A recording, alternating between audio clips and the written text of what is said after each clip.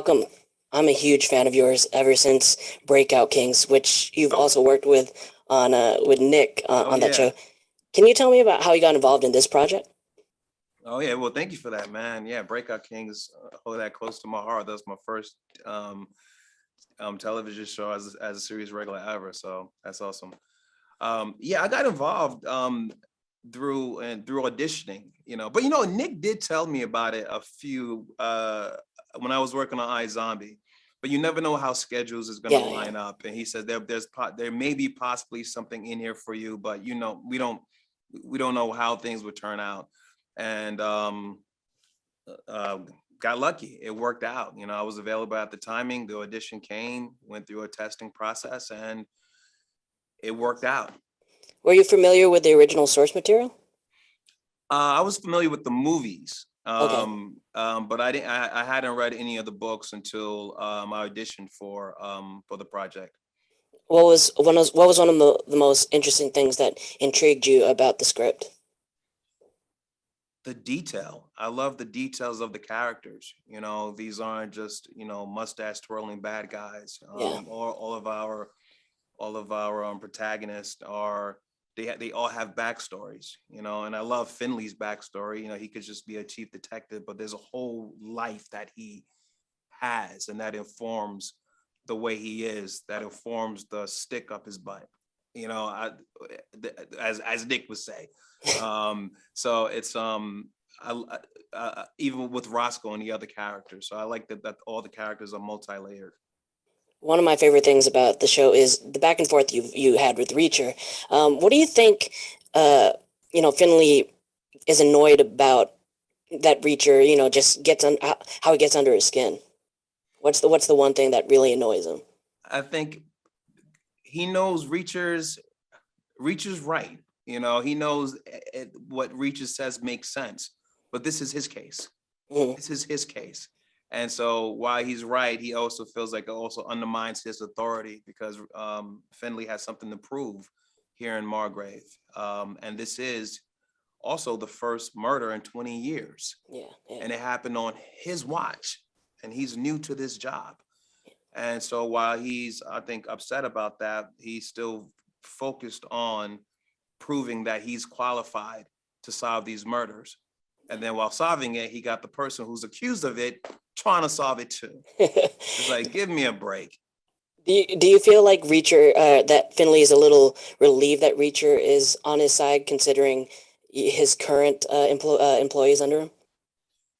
Yeah, eventually, I think he eventually grows to be happy that okay, we're on the same side here, we're on the same team here. But obviously, Finley is a bit resistant of that at first because he's not so sure about Reacher's innocence um, at all. Yeah. Now, can we discuss?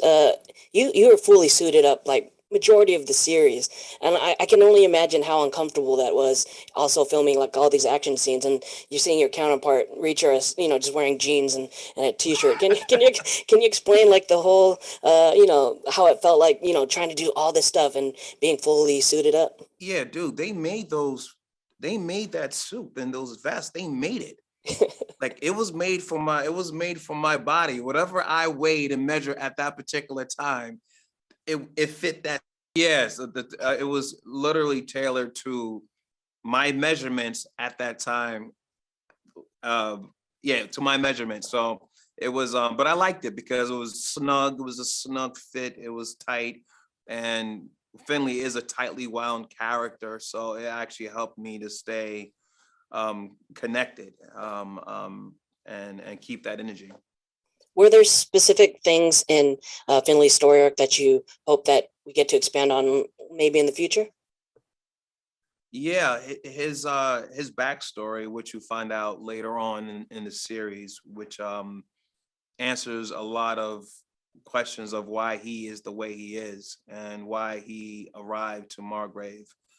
He can just retire. He's been on the Boston PD for 20 years, and why he doesn't do that, and why he left Boston in the first place. So I thought his backstory.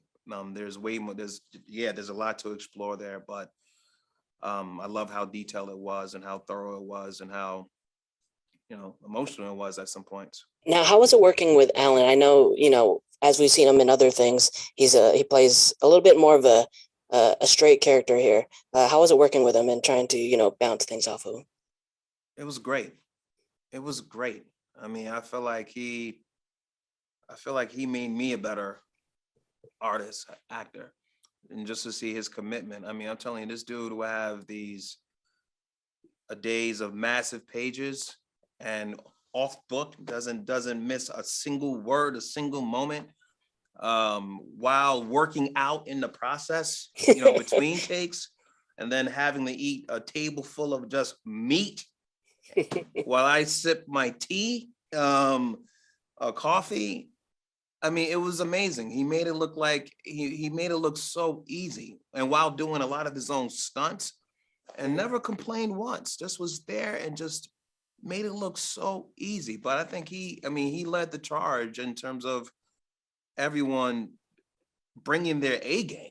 Yeah. And you were like, that is A plus. That's this is amazing. So let's meet him there. Yeah. So it was. I mean, it's some of the most fun I've had on camera. On set. Now you got in the show. You got to do a lot of, some serious scenes and a little bit of action. Which ones did you enjoy filming the most? I mean, it's always. I mean, who doesn't love action, man? There's I don't know how much you've seen, but there are a couple of action sequences that I'm just like, I had to pinch myself. Like, I'm like, I can't believe I'm doing this. I can't believe that's me. Yeah. So it was the action sequences, and it was also. There was a couple of them. There's so many scenes with Alan that I loved. But there's a moment in there in the series where we really connect. Yeah.